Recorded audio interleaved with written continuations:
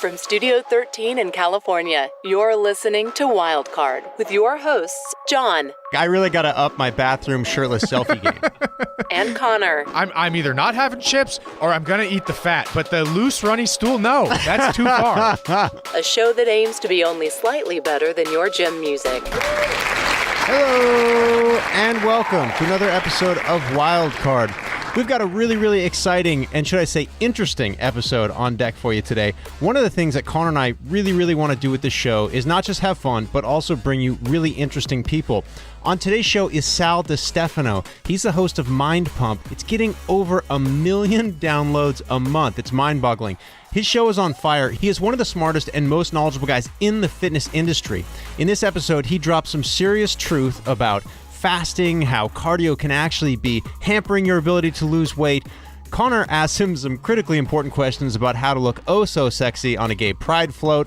We talk about vegans and why they are the world's most likable people. And then lastly, we have a lightning round with Sal where he dishes some quick but very informative answers about everything from the best advice he's ever received to what he may be getting in his DM inbox. So put the potato chips down, lift your man tits up for this fitness episode of Wildcard.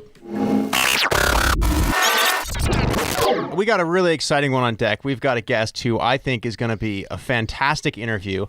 Big name in the health and fitness world, and joined as always by what I would consider a mediocre interview.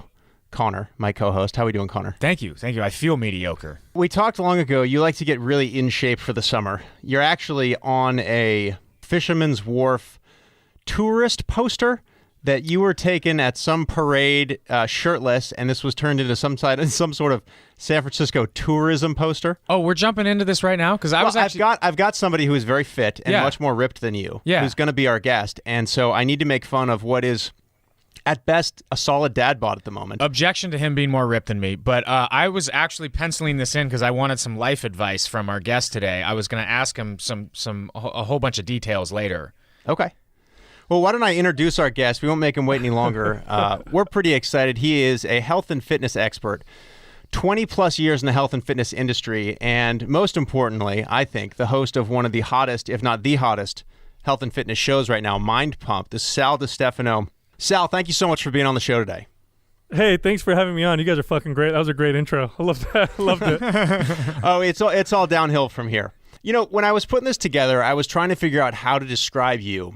And I kind of felt like health and fitness expert didn't do you justice, because in this day and age where everyone is so hungry for health advice, what's the right, quick fix, what's the right meal plan, the right workout, it seems like every moderately attractive girl or guy with an Instagram following is now a health and fitness expert. You know, it's funny. You can look at the industry, you can look at social media, and you can see all the crap that's on there. I mean, when we started Mind Pump 3 years ago, I didn't have an Instagram account, and I hated Instagram and most social media. And my business partner, Adam, was like, you need to get on Instagram. That's the place to go for fitness. And I remember the first time I looked at it, and I scrolled through the photos, and I was like, geez, this is like narcissism hell. This is incredible. It's like, you're like, I really got to up my bathroom shirtless selfie game. Oh, it was just terrible. I looked at it, I was like, this is, oh my gosh. And the advice people were giving was so bad. Yeah. But if it depends where you want to look, and it, here's the other thing too. The market it's a reflection of the consumer. Like, there's a quote from one of my favorite economists, Thomas Sowell, where he talks about how when the people want the impossible, only liars can satisfy. That's kind of part of his quote. And with fitness, we want fast. We want results yesterday. We don't want to change anything fundamental. Like, we don't want to change our major behaviors, like how we eat, how we sleep, our activity, the way we view our bodies, how we feel about ourselves, all of our unhealthy, practices and relationships. Like, we don't want to examine all that. We just want someone to be like, hey, here's a pill, or here's a silly workout. Just do this. Everything will be fixed. And so we continuously demand that, and we value that, and we support that. And so what we get in the industry is a lot of bullshit. And 3 years ago when we started the show, one of our first episodes was why eating small meals throughout the day was a myth, why it was bullshit, why it was false. We got a lot of pushback 3 years ago, a lot of pushback. But the science was on our side. Today, just 3 years later, that is not controversial to say at all. In fact, if you say that in fitness circles, people will agree with you. So it's a very quick progress.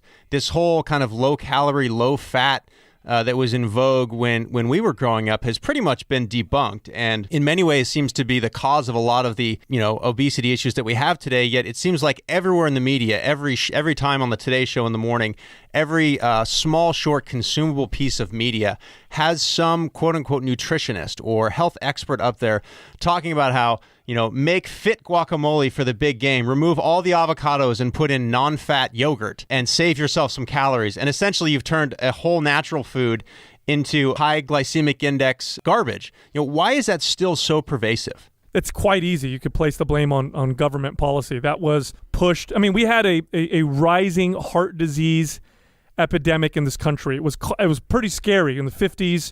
All of us, we just saw people starting to die at high rates from heart disease, and it was a bit of a mystery, like what the hell is going on? Falsely, the lipid or the high-fat hypothesis was pushed forward, and it was based on a study known as the 7-country study, I believe is the name of it. I forgot the name of the doctor. I can't remember his name. Maybe Doug can find it. Keys. Was it Keys? There you go. Keys was his name. Thanks, Doug. He did a study on European nations and actually omitted, I believe, 2 or 3 of them because they didn't fit his hypothesis. Solid science. Yeah, only kept 7 of them, where it showed that, lower fat there was a potential correlation between that and lower rates of heart disease. What he failed to mention was low sugar and low levels of processed starches was also part of that mix. But he pointed to fat, and he omitted the countries that didn't seem to fit in that narrative. So if I can just double click on this real quick so I make sure I understand it. The original data for the study, although it sounds like manipulated after the fact, were countries that had a diet that was maybe low in fats, but was also correspondingly lower in sugar or processed carbohydrates, etc. Yeah. The 7-country study, it was adopted by the government and became national policy. And so the American diet up until this point, now it had been increasing in starches and sugars at this point. Americans were consuming more and more of these, the major staples, right? Wheat, corn, soy was starting to make its way into, American diets and foods. But they weren't looking at that, right? What they thought was it's fat, and it was based off of this hypothesis by this Dr. Ansel Keys, became national policy. And we were told that, don't eat eggs and bacon in the morning and sausage, eat, cereal, low fat. It's fat that, because when we look inside clogged arteries, we do see cholesterol, because that is what you'll find if you look in a clogged artery. So they pushed this policy, and we got the food pyramid, and it became, and when the government on a massive scale pushes something forward like that and makes it national policy, it's taught in schools, of course. Schools are public, so... And food manufacturers are trying to figure out a way to make things low fat, but also make them palatable. Because if it's low fat and low sugar, it's not going to taste very good. And so they took the fat out and they replaced it with sugar. Yeah. We pushed that narrative for so long, it became so ingrained in us and so brainwashed that even today it's so hard to reverse. It's because it was decades. But we're paying the price for it. I mean, we were totally paying the price. Not only did the heart disease not, drop in terms of the amount of people afflicted or whatever, it actually got worse, far worse. Not only did that get worse, but diabetes exploded. We changed the name of type 2 of adult onset diabetes to type 2 diabetes because kids get it now. Used to be adults only got it. That's insane. Now, don't fix the problem, change the name, rebrand it. Yeah, and I think in 10, 20 years, if you give your kid a donut in public, it may be far less socially acceptable than it is today. And I'm not saying necessarily that's, I guess it's a good thing because people will be more aware. I don't necessarily think it's a good thing that people make you feel shitty for giving your kid a donut. I'll give you an example. I have 2 kids, and they'll play sports and stuff. And after the game, a parent is always responsible for bringing snacks to the team.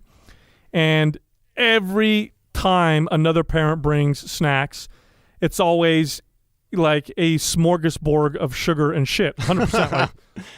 All the kids cry when Sal shows up to bring snack because he's got like kale wraps. Yeah.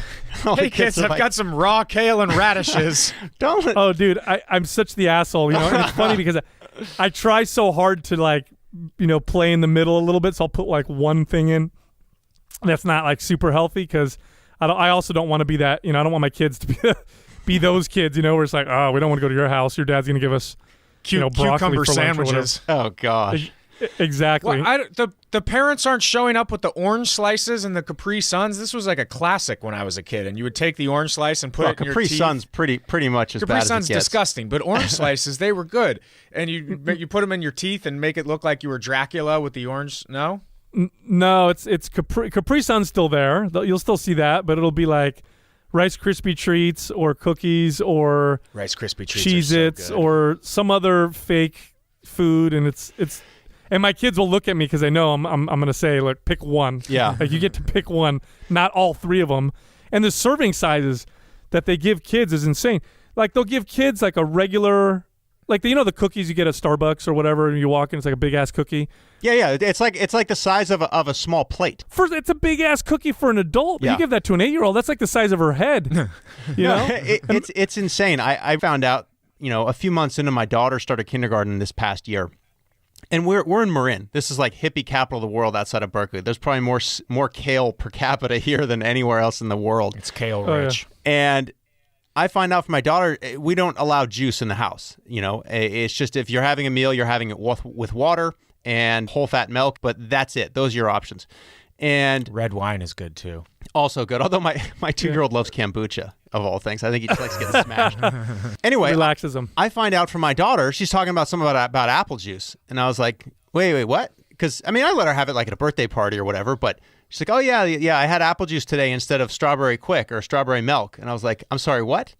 And I'm talking to her. It turns out with lunch, all the kids get a choice of drinks. And their choices are apple juice, strawberry milk, chocolate milk, or non-fat milk. Oh, God. Those are the options. Yeah. And then I find out that for aftercare, which if they go to school, if anyone works and you can't pick your kid up at 2 in the afternoon, then they give the kids an ice cream, like an ice cream bar or an ice cream sandwich at like 3 for a snack. So let me interject here as the person who doesn't have kids, and they are not nearly as adorable as you think they are, and candy mollifies them, and it allows us to go in the back room Pacifies them. and have bourbon.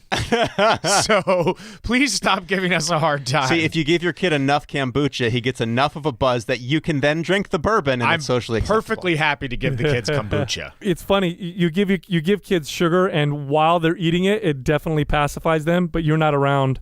Yes. An hour later, when that crash hits, Exactly. it's ADHD central. But by that point, the parents have picked them up, and I'm at home playing Grand Theft Auto. That's true. That's true. That's absolutely true. Isn't this funny? Because you talked, Sal, you talked about not judging other parents, which I think is totally incorrect. I judge the shit out of every parent I see. Rightfully so. With every one of their children. But isn't it so true that before you have kids, especially if you're in the health and fitness world, you have all these grandiose ideas about, my kid's going to be healthy, my kid's going to eat vegetables every night. This whole idea that your kids are going to eat what you serve 100% of the time, I don't know. I have to dumb it down for them. No, not at all. There's a quote, and I can't remember where I read this, but it was, you don't want to make your kids safe, you want to make your kids strong. And the reason why that resonates so strongly with me is your kid has to navigate the real world. And what I don't want to do is create an environment in my home where I'm a nutrition Nazi. Yes. They have to eat everything perfect. And then what do you think is going to happen when your kid leaves your house? What do kids do when they leave? It's like the kid that wasn't ever allowed to go to a party in high school, and he goes to college, and the first frat party gets alcohol poisoning. Yeah, or we had a friend who wasn't allowed to go to parties and ended up sneaking out and going to one. This was in high school, and started driving around drunk in reverse in a Suzuki Samurai. That sounds like a great time. Those things aren't even safe going forward. I feel like that was you, John. Was that you, John, driving backwards I feel like he was talking about you right there. No, I was too busy eating mayonnaise baguette sandwiches and sucking down apple juice. John also wasn't invited to parties. We covered this on another show, but I kind of looked like one of the characters from Wall-E when I was a child. I was about 5'8", adorable, 2 and change, probably 250. Oh, 5'8's generous. You were like 5'6", 280. A heavy dose of acne, definite solid man tits, and I was just a carbosaurus. If it was white or beige, it was going in my carb hole. But it's funny talking about the fad, I guess, to diminish as much fat from your diet as possible, because it really hit its zenith when we were probably in high school in the late 90s. I mean, you remember every single product was coming out like, now fat-free, and it's like Crisco. Okay, how did you do that? And they came out, you remember potato chips. This was when you knew that shit was getting weird.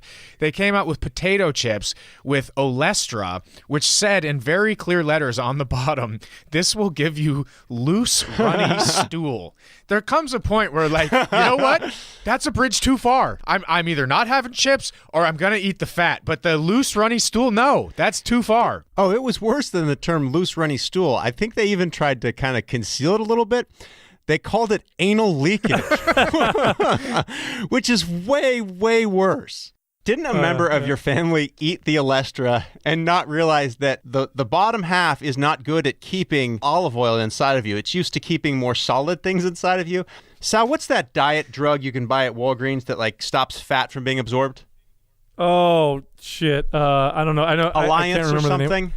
Yeah, I know what you're talking about. Anyway, it's this pill that basically stops your stomach from absorbing the fat. Oh, yeah. And so the oil and the fat just goes straight into your intestines or your colon.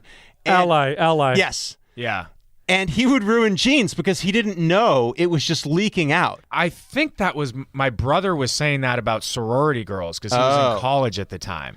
I would rather be fat than have No, I know what oil you're talking leaking into about. my It genes.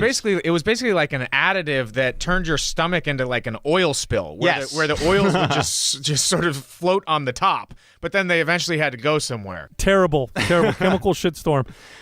Listen, this is what we do. This is what we typically do, and this is what the industry does. It tries to meet consumer demand, and what the consumer demanded was low fat, but it's got to taste like it has fat in it. Yes. And so they delivered. They gave us what we wanted, which was a chip. It's insane. That tasted like it had fat, but how did they make it taste like it had fat? They put in something called Olestra that your body doesn't absorb, but it gives you that mouth feel, and it leaks out your butthole. So speaking of things that the consumer is demanding, why are our bodies so toxic? And how often do I need to cleanse those toxins out of my body? Because apparently our internal organs no longer can do this. It can only be done with buying shakes. Yeah, exactly. Your body detoxifies pretty well on its own.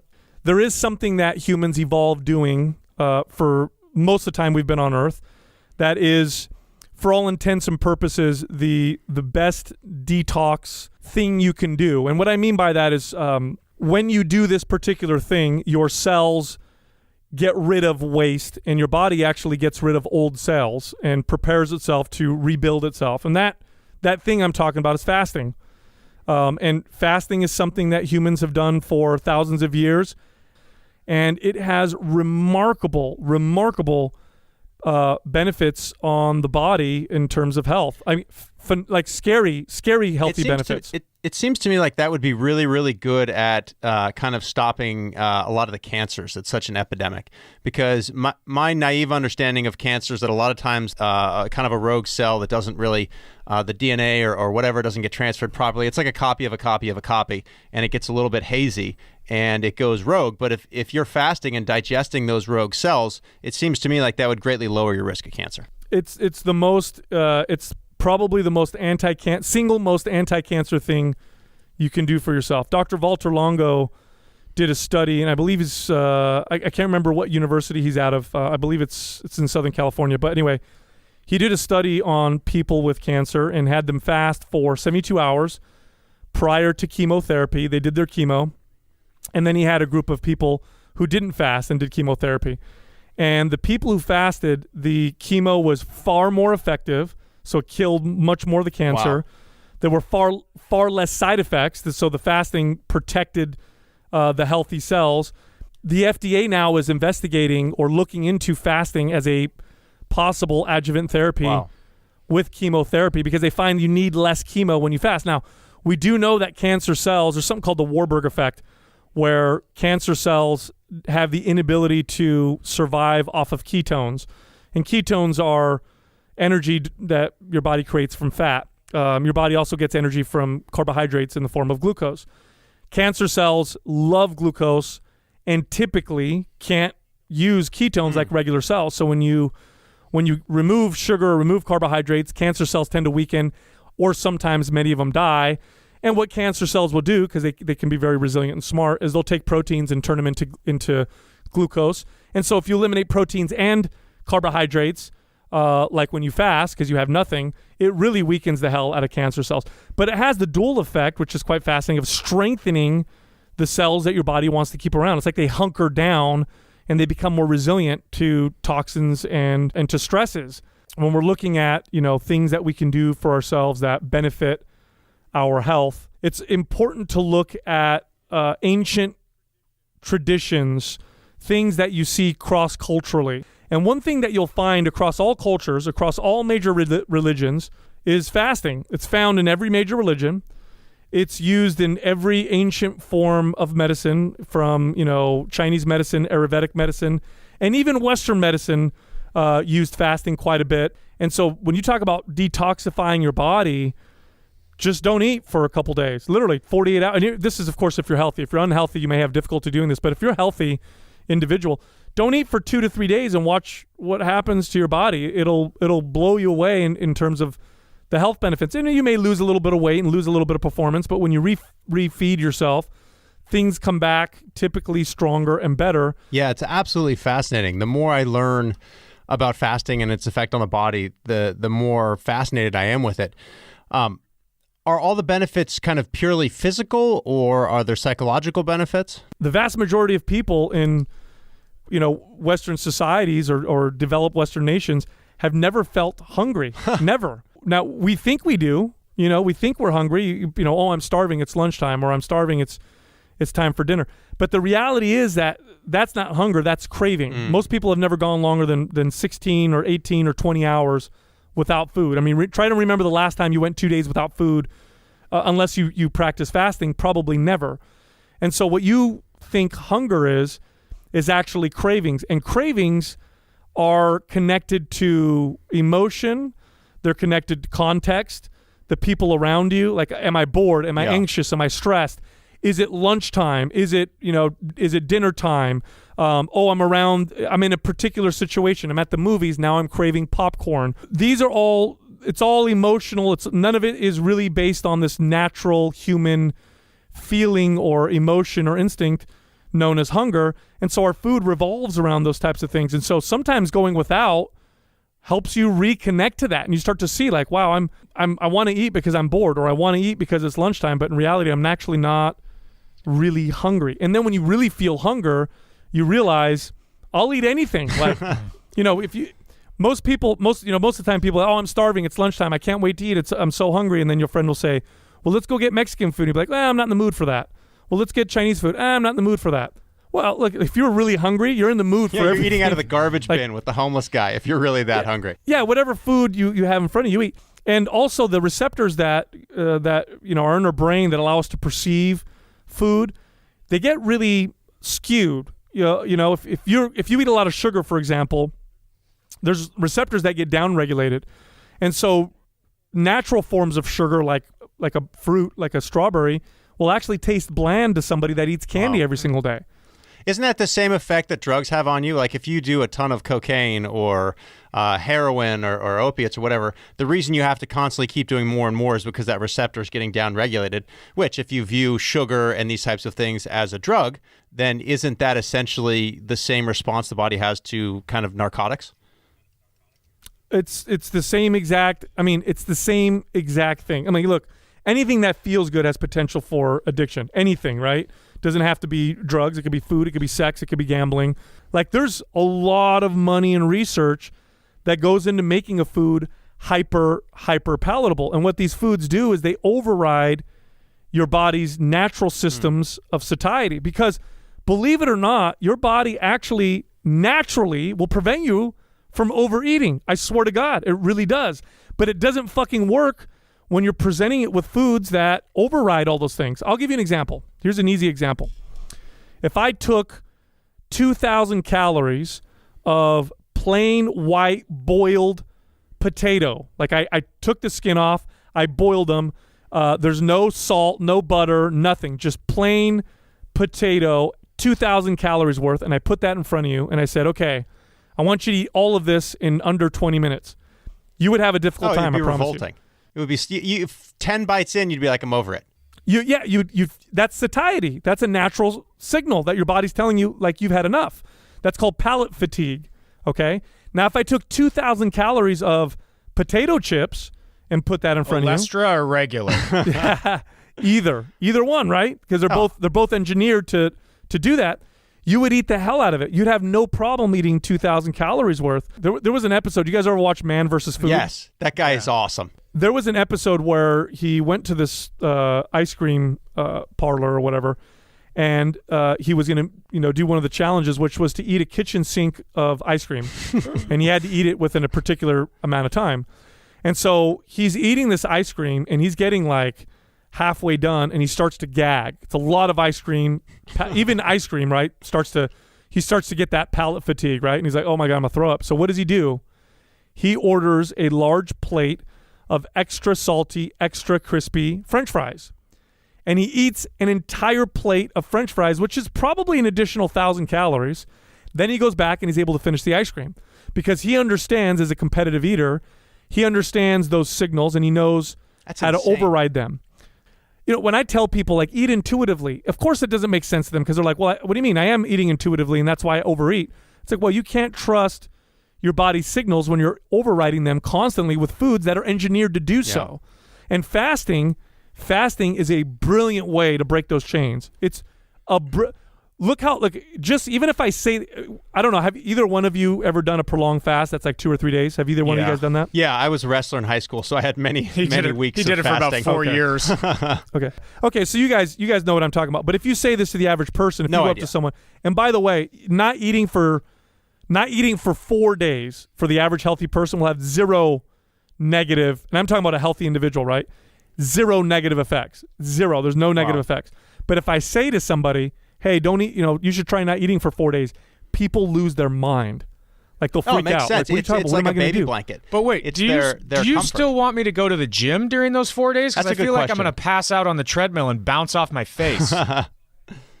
Probably not a good idea. No, I don't. Now, I'm not inactive when I fast, but I don't work out hard, not at all. That's not a state of being where you're going to go push yourself real hard. Now, if you're going to do long walks and hikes and stuff like that, you're probably fine. And humans are wired naturally to be able to do low levels of long duration exercise for long. We're actually wired better for endurance than we are from pretty much anything else. Although it's hard to believe when you look at the average person where we have zero any fitness level. But no, that's really interesting, and I want to ask you this because I know from listening to Mind Pump, which I also want to talk about here in a second, that you guys are not the hugest fans of cardio, and maybe I'm getting that wrong. I'm summarizing, but is there a similarity if I go out on a 60 or 70 mile bike ride and it's 3 and 4 hours of hard exercise, not crazy hard, but hard exercise? That to me, if I do that with minimal calories, would that be like a fast? Wouldn't the body then be consuming cells and fat and so on in a kind of a more condensed fashion, or am I totally off base? You're definitely getting some of the effects, but no, a fast is the time without food. The real major benefits that come from fasting really start to happen at about 24 to 48 hours. Interesting. That's when you really start to see, now you're getting benefits if you fast for 15 or 16 hours like people who intermittent fast do as well. But the big benefits, you start to see at about, 1 to 3 days. But as far as cardio is concerned, you said that we're against cardio. Look, here's the deal. In the context of a hunter-gatherer society where food is scarce and where daily activity is going to be high, it's a great thing to have a very efficient, AKA slow metabolism. It is. There's nothing wrong with it. In fact, that's a good thing. You don't want a metabolism that's roaring hot in the context of there's not that much food around and we're moving all the time because you're probably not going to survive, right? But in the context of modern life and in the context of low activity, the average American steps less than 4,000 steps a day. Americans do less than an hour of walking in the entire day, right? So we're super low activity.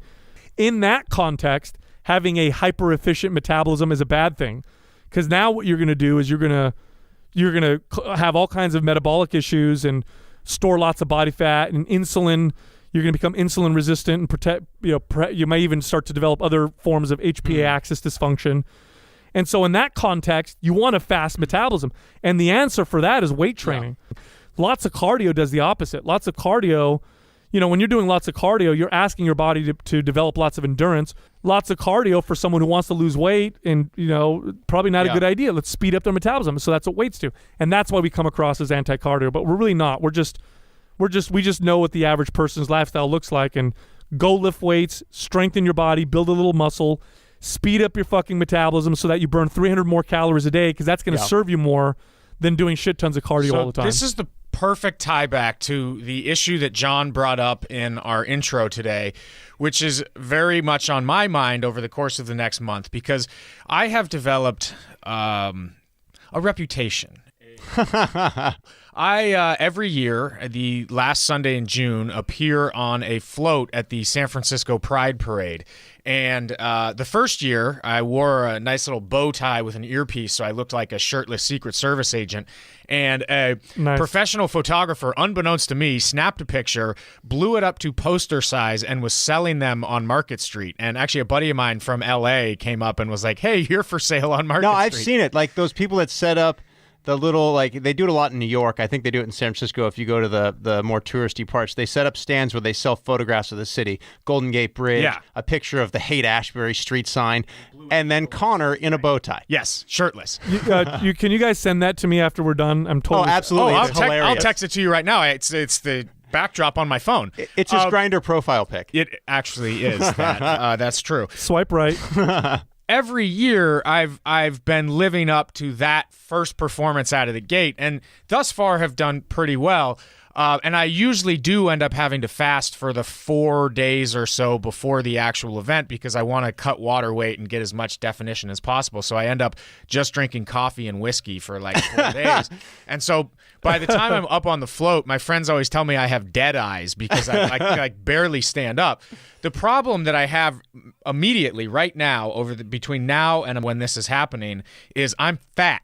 I got super fat. I don't know why. I'm disgusted with myself. Well, you're sneaking up on 40. That's why. So that's the reality I am unwilling to confront at this point. I am 36. Every year that I go back on my summer diet, my kind of low carb, lean muscle mass diet, I think, is this the year that it doesn't work? And I'm worried that 2018 might be the year that it doesn't work. But the question I have, the immediate question I have, is what can I do between now and June 24th to go from used to be fat, now he's all that? So basically, you're asking for the quick fix. Always a very intelligent question. Well, no, it's not the quick fix, because it is the quick fix, but there's a solid foundation there. In how long? 12 pounds in how long? A month. A month. Yeah.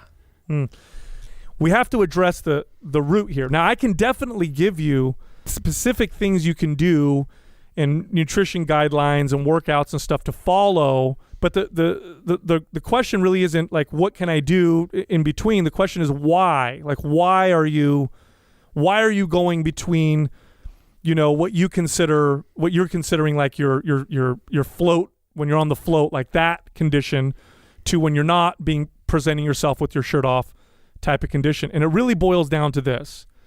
You have to exercise and you have to eat because you care about yourself. You have to take care of yourself like somebody you care about. I'm fat. I hate myself. I'm going to go work out real hard. I don't like the way I look. And it can be very motivating in the short term. It definitely can, and it works in the short term. But in the long term, you rebel. Who the fuck wants to who wants to hate themselves for a long period of time? And at some point you rebel, and the rebellion looks like, I'm not going to hate myself anymore. I'm going to just fucking have a great time and enjoy my life, enjoy myself. And so you swing from one end to the other. So really it's like, let's say you had a kid that you were taking care of and you love them, or your pet or whatever. Are you going to sometimes give them stuff that really tastes good that they enjoy? We'll go with pet. Sure. That's why I said that. He can't wrap his head around the scenario. Yeah. I remember what he said about kids earlier, so I had to change it. Let's say you have your pet or whatever. Are you going to give your pet things that it simply enjoys tasting and eating sometimes? You are. Are you going to do that all the time? No, because you care about your pet. You're not going to feed it that stuff all the time because you know it's not good for your pet. And so most of the time, you're going to give it things that are healthy. Now, think of yourself. what is the physical representation of that? Like, how would you look if that's how you lived? Six pack. Now, you're not going to you're not going to be like hyper shredded with your eyes sunken in, looking like you're going to be on Men's Health, because that's an extreme form. But you're going to look pretty fucking good, and healthy looks really damn good. Nothing is more attractive than healthy. I've been in the fitness industry for a long time. I've seen up close what the hyper shredded athletes look like. And let me tell you, yeah, their bodies are shredded and stuff like that, but they look like shit. Their skin looks terrible. They look unhealthy. They look like they haven't fed themselves properly in a while, or like they're starving themselves. Nothing's more attractive than a lean, healthy individual. And so that becomes the side effect. And what ends up happening is you stop viewing exercise and diet as a way to change how you look. You just view them as ways of taking care of yourself, rather than viewing it as a season, like, oh, here comes the parade. Here comes I gotta float like season. That is the single. Yeah, that might be the single gayest way to live ever. Is I have to be in shape for float season. It is the gay pride parade. So yes, it is literally that. Yes, exactly. But rather than viewing it that way, just really take care of yourself. So the answer to my question here, it sounds like, is meth. Yes. That is another Yes, path. Yes. You'll lose weight and Hey, teeth weigh something, so it's a twofer. However, I'm pretty sure it causes a craving for Mountain Dew. So you may counteract the methy body. Yeah, there's that clever marketing association. That Mountain Dew. No, I'm just kidding. Sal, based just on what we've talked about so far today, you are clearly a wealth and depth of knowledge, which is one of the reasons that I've become such a Mind Pump fan. And I want to talk a little bit later about how that show's blowing up. But we've prepared a couple of games here. Conor, do you want to do the lightning round and start with the title, which I'm very impressed we came up with here? The title is Lightning Rounds, plural. That was intentional? No, that was an accident. Okay, so lightning round, cross out the S. Do you have to make fun of me, or can we just say the title? I mean, it's pretty helpful that I make fun of you as much as possible. Okay, we're really stepping all over this. The name of the lightning round is What Does Sal DiStefano Know? Stefano. Oh, like the gotcha. Wow. Yeah. Have you been fasting? Yeah, I have. I got a month. Can I add one to the list here that I thought about when you mentioned orthorexic? Please, I'll write it down. Which is, why are vegans such pricks? Oh, we'll put that at the end. These are mostly yes, no, though. Right. So that one's going to take a while. Yes, why are vegans pricks? I need to know these things. Okay. All right. So we're going for yes or no. I guess they're not yes or no, but we're going for lightning round answers. All right. Best fitness or bodybuilding movie? Oh, Pumping Iron. Yep, Easy. he's right there. That is the correct answer. I mean, can you even name another one? I mean, you can, but there's nothing that even comes close. Lightning on. Should we be eating the placenta? Oh, shit. Should we? If you want to, you can, but should you? No, you shouldn't do anything. No, Sal, the answer to that is no. The answer to that is yes, with fava beans. Damn it. In a smoothie. How much to... Oh, this is a good one. How much to supersize yourself, a.k.a. eat McDonald's at every meal for 30 days? What do you mean? So how much money would it take like, if you had to... So if I said, I'm going to pay you $1 million, you have to eat Mickey Dickies for every meal for 30 days. Oh, my God. You know what? To be honest with you, I don't think there's any amount, because I feel like... Oh, that's not true. I will There's do always horrendous... an amount. Everyone has a price. There are things that I would do with a Saudi prince that I will not mention for large amounts of cash. You know what it is? It's not because I don't want to look a particular way or whatever, because my health would be really bad, because I don't respond well to food. I don't know if I'd be able to do it for 30 days. Sal, for $100 million, I would go on a hellacious meth bender for 30 days. Well, I'd do that for free. Yeah, that'd be way more fun. That is true. So no price. Okay. We'll talk after. Make some offers. Well, I mean, Morgan Spurlock got like a movie deal and a TV deal, and I think he wrote a book. Yeah, that's true. I mean, he had the opportunity to Me Too a bunch of chicks after all that stuff. He got famous enough. Yeah, he got caught up in the whole Me Too thing. He Me Too'd? Yeah, he soft raped a bunch of chicks. Oh, that's not good. I didn't know Oh, my that. God. Allegedly. I have to say allegedly. Okay. I hadn't even heard that. Are cheat days a thing, or just something lazy people say to justify donuts? Definitely lazy thing. It's you're just eating a particular There way. goes my donut. Yeah. Is there an age at which you will go full dad bod? Oh shit. I'm sure when I'm 60, my body's not going to look super awesome, but compared to other 60-year-olds, I'll probably look great. Yeah, Connor's motioning at his phone. I did send you Connor's incredibly gay pictures from the float. I don't know if you're probably professional, so you don't have your phone with you. But Connor's now motioning feverishly to we his are phone. actually in our studio. We're on Instagram pretty much all day while we're recording. So you can enjoy those at your leisure. Well, no, that was going to be one of my lightning round questions, but I'll come back to it. I just pulled it up right now. That's not a bad pick, my friend. Thank you. You can buy one on Market Street for $35. Oh, I'm playing the sound. Gay stuff. So, question Yes. number next. Would you describe the gentleman in those pictures as jacked or dreamy? Oh shit. I'd say attractive would be the right. Did it move? definition, The question right is, word. did it move? A little bit. Not gonna lie. All right, hey, for moving a straight guy, I'll take it. that's solid. I will take it. Not gonna lie. Again, that's why there's so much pressure on me. Isn't the between- lightning round fun? Yeah, Now that we're talking about it, it's moving even more. You know Okay, what I now mean? it's just Kinda made it getting weird. not for me. Yeah, it's getting weird. How Not for me. John typed this, so I'm just going to read it as he typed it. Oh. How big are you biceps? I have no idea. At one point, the biggest my arms got was close to about 18 inches. But That's oh big. shit, that's really big. That's probably around 17 right now. I have no idea, to be honest with you. That's still really big. Yeah. I think mine are 14. That's pretty big. I don't think you're 14. I think you're like 11. I don't even remember. I just assume that everything on my body What ends is in what does 4. olive oil have? And add an inch. 2.5. What is the worst popular fitness craze right now?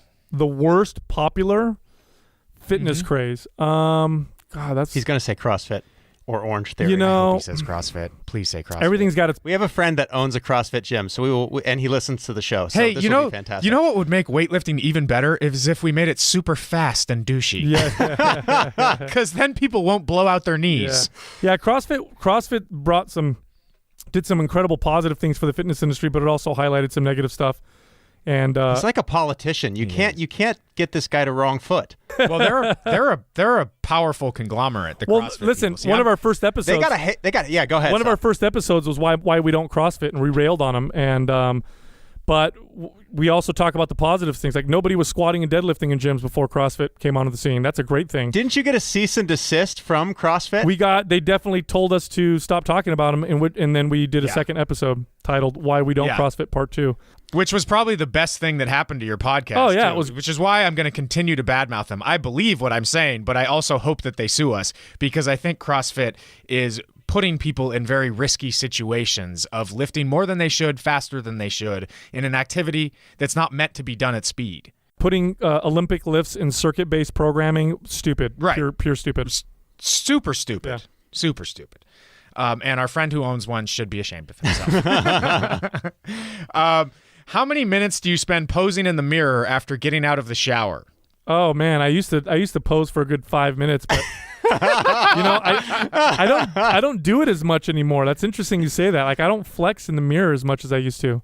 Because any guy that works out really hard who says he doesn't flex in the mirror is full of shit. Yeah. Well, what's so frustrating for me right now is I have my 15 pounds winter coat on, and so I just have to walk past the mirror with my head down in shame. If I flex right now, it just makes my belly go from wide to narrow belly. Yeah. Like it goes kind of more like a pyramid. It goes out forward. But you know when you find just the right lighting? Like if I lean back and point this halogen bulb this way, it looks like I have an ab. That's kind of what I do. I like to draw them in with markers.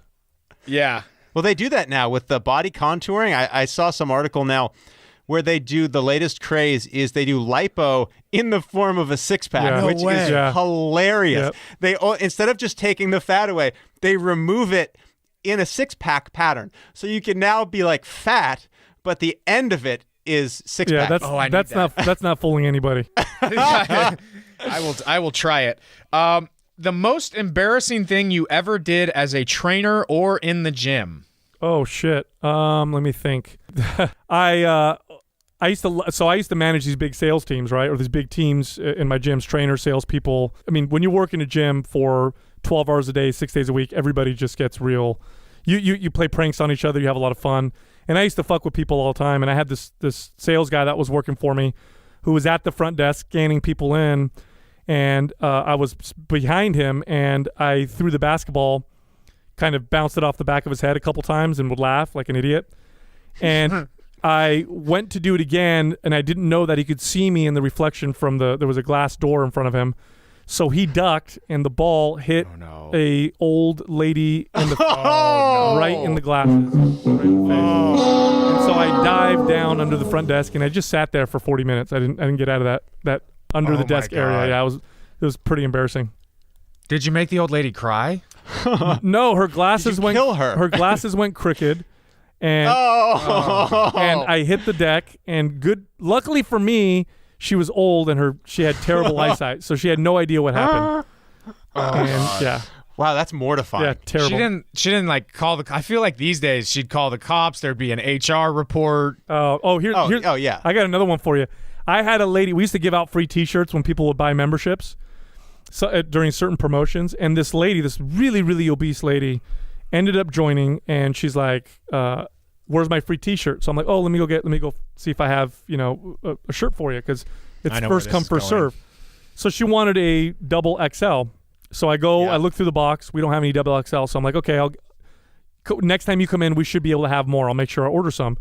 Well, I ordered them, and they took forever to get there. And every day she would show up to the gym. She wouldn't even work out. She'd walk in, ask for her free shirt. Oh my gosh. Yeah, she'd ask for her free shirt. I would go look. We wouldn't have it, and she'd leave every single time. And so this happened like 5 or 6 times, and she wouldn't even work out, which was so infuriating to me. She just came in for the free shirt. So one day she comes in. She sees me. I'm like, I'm like, all right, let me go check, because I knew already what she was going to ask. So I walk into the office, and I must have bumped into the intercom button. Oh, no. Yeah. Oh. Yeah, so the intercom for the whole gym turned on. And I didn't know this. I had no idea, because I'm in the office. So I'm going through the shirts, and I'm talking to myself. There's nobody in there. I'm just talking to myself. This is fantastic. And I said, it's your inner monologue broadcast to the world. And I was just so irritated with her, And so I'm like, I'm like, fucking lady. And I said, I'm just going to give her 2 mediums, and she can sew them together. And as I'm saying this, I look up, and my sales guy is giving me the like, holy shit look, and like, stop, cut it. And he points up to the intercom. I look down, and I realize everybody in the gym could hear me. That was a terrible. That's like one of. Now here's a question: those... Did you come out with 2 mediums at that point? No, I came out, and she looked at me, and she said, "Aren't you going to bring me 2 mediums?" And then she walked out, and then that was it. Ouch! Oh, she kind of burned you there. Oh, See, yeah. I feel like long before that day, I would have just given her a large and said, "Hey, go inside the gym for a while, and this can be aspirational." Goal shirt. Yeah, that would have flown over Craig well. That would. I know this because John used to give me his shirts because he'd get too big for them, and he'd be like, "It can be aspirational for you." Oh, that's and great. I would take them, but still hate him. Best workout music. Oh, Rage Against the Machine, hands down. Should steroids be legal? I think all drugs should be. I don't think anybody should be put in jail or fined. I don't think anything you do that's not hurting someone else but yourself should be made into a crime. So yes, I think steroids should be legal. Who are the 3 people to follow on Instagram right now who know their shit? Well, if you want to go the weird biohacking route, Ben Greenfield is a really good person to follow. If you want to go the clinical macros and calories route, you can follow Lane Norton. I talk about health and fitness quite a bit, so I would say my page is probably one of the other ones. That's true. You can follow Mind Pump or Sal. Yeah, that would be one of the other ones. But that's the third. Yeah, just lump yourself in there for the third. I like it. No, that's solid. This is a good segue. What is the best podcast in addition to Mind Pump? And the correct answer here is Wildcard. Yeah, you got it. Wildcard. That's the one. Wildcard, bitches! Yeah! Okay, we've got 3 more in the lightning round. Why are vegans pricks?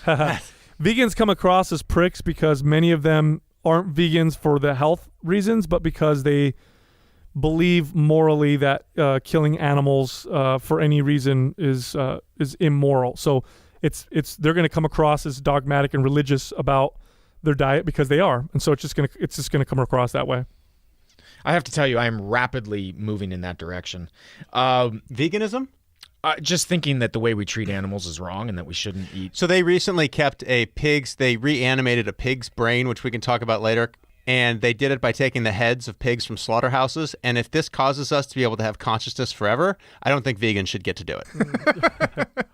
I don't think animals should be mistreated, but do I think that we shouldn't eat them? I mean, I don't know, man. It's a tough one. Like, plants are alive too, so I feel like if I go down that route, I'll won't want to kill anything, and I don't know. I don't think life. Okay, let me just do the last two lightning round questions real quick. You mentioned that you used to own or not own, because they're all corporate owned, but run 24-hour gyms. Yeah. The question is, what is the deal with 24-hour? They never replace their equipment. Stuff breaks and it just sits there for months, and then instead of fixing it, they just get rid of it, and there's just this empty hole like the scene of a murder. I feel like you should take this up with 24-hour. What? I am vexed. Yeah, I'll tell you what. I ran their clubs for a long time. This is back. You're talking now 20 years ago, right?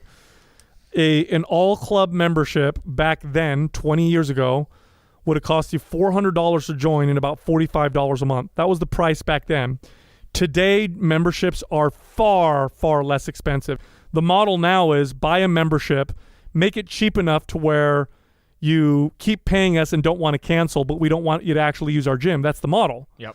And so that's what the deal is. And 24 Hour Fitness is was the leader. And so when they did that, everybody had to follow suit.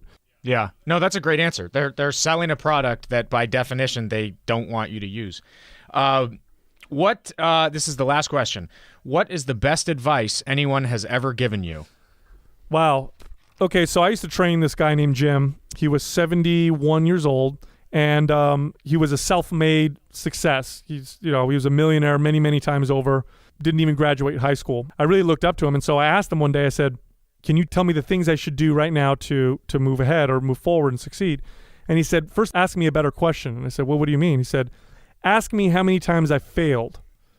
And so I did. I said, well, how many times have you failed? Well, he'd made millions and lost it all 3 times. So 3 times he'd gone bankrupt. Wow. That was the best thing anybody could have ever told me. I mean, or it was just so powerful, because how many times am I willing to swing at a ball? And at some point, I'm probably going to make a home run. And along the way, I'm going to learn. It kind of turned me into the entrepreneur that I am today. I think that is about as sound advice as you can get. And I think if you talk to any successful entrepreneur, that is going to be their experience. I think this idea of starting something in your garage in college and it turning into Uber or something like that is such an incredible rarity. Oh, yeah. So I don't want to move on to another game because we don't have time, but I do want to talk a little bit more about Mind Pump. It seems to really have a chemistry that works, whether it's the dynamic or the knowledge base or what. Did you think, I mean, it's really growing incredibly quickly. Did you think it was going to be that big a success when you started out the podcast? You know, I didn't know like for sure, although of all the businesses that I've ever done, Mind Pump just felt different. It's almost like, oh shit, this is actually gonna work. Part of it was the chemistry I have with my co-hosts. The other part of it is, we know the industry well enough to understand that it's ready for a counter message. In our space, the people giving out the good information were boring, and the exciting people were giving out shit information. So it was like nobody was in the middle. Nobody was entertaining and giving good information. So it just seemed like good timing. But I would lie if I said I wasn't. Every single time it grows, it's always like, whoa, this is really crazy. You know what I mean? It's really exciting. Well, it's been fun for me to watch because I remember a post on Facebook you made a few years ago about starting a podcast. And I always loved the medium of radio, so I was kind of pulling for you in the background. I was like, oh, this is cool. I want to see how this goes. And then, fast forward to a couple days ago, I saw some post on Sal from Facebook about having to kind of pull back on who he lets friend him on Facebook because the show is becoming so successful. Yeah, it's weird because I really value my anonymity. I'm not as much as I come across as an extrovert on the show or on video. Being around a lot of people can sometimes make me feel a little introverted, and so getting recognized, outside of the podcast, especially when I'm with my family, it can be a little strange, right? It's not normal. It's not normal to have someone walk up to you and know you because, our episodes are an hour and a half long. We've got almost 800 episodes. So if somebody listens to my show for a while, they know me pretty fucking well. They're listening to me. And you don't know them at all. At all. So it's just a little strange. But, I feel very driven to do what we're doing. And I'm very humbled by the response that we're getting. So it's all good. Some of it's challenging, but it's all good. Any salacious aspects of being famous? Do you have hot fitness chicks sliding into your DMs or anything awkward? Any guys ever message you pictures of them shot from a distance on a float? On a float. This is the first time I've ever gotten one. I did get some dick pics sent to me early on when we first started Mind Pump. I will say that. Oh, wow. Yeah. Well, unsolicited? No, unsolicited. Here's the thing. The market is flooded with dick pics. It's like, it's so easy for guys to send that, isn't it? I feel bad for women. It's just like, no problem. I haven't gotten a vagina shot yet, but it's been dick pics. Nope. That's it. 2 of them. Well, I sit by someone who may beg to differ. I don't feel there's ever a need for a dick pic, but I remember hearing something on Mind Pump that I thought was hilarious and gave me a business idea, which is the pics of the man's members are now being put in context. So it's kind of hard to tell with angles the actual size. People are putting like Comcast remotes in the photo to give like a frame of reference. So here's my $1 million business idea. We create a series of miniaturized standard goods, tiny iPhones, really small remote controls. I mean, you're going to look like Godzilla. No, that's actually already a thing. Like I got a Is picture. it really? I got a picture the other day, unsolicited, of course, as they always are. That's next to like a bottle of Jimmy's aloe vera, and I'm like, I don't know how big that is. I don't use that product. I think you made it up. Yeah, no. That's a brilliant idea. I'll hit you up for investment in my tiny remote control company after the show. Appreciate it. Okay, we have traveled down some unseemly paths today. Sal, I want to thank you for being here. I know you're a little bit tight on time, so we're going to let you go. We've learned many, many things today, like the fact that the single gayest thing you can get in shape for is having your picture taken on a float. We also confirmed that ally may not be your friend. And most importantly, you should always check to see if the PA button is on before making fun of your customers. Sal, anything else in closing? No, I really appreciate you guys having me on your show, and I really like what you guys are doing. People getting into the space is exciting. It's new media, and you guys obviously have a great chemistry, so I think you guys are going to do really well. Oh, thanks, Sal. We're going to have to do this again. I've got a lot more questions for you, but thank you for joining us today. That's our episode for Wildcard. Thank you, everybody, for listening. We will be back next week. Bye for now. Thanks for listening to Wildcard. See live podcasts and pics from the show on Instagram and Facebook, or visit us online at wildcardshow.com.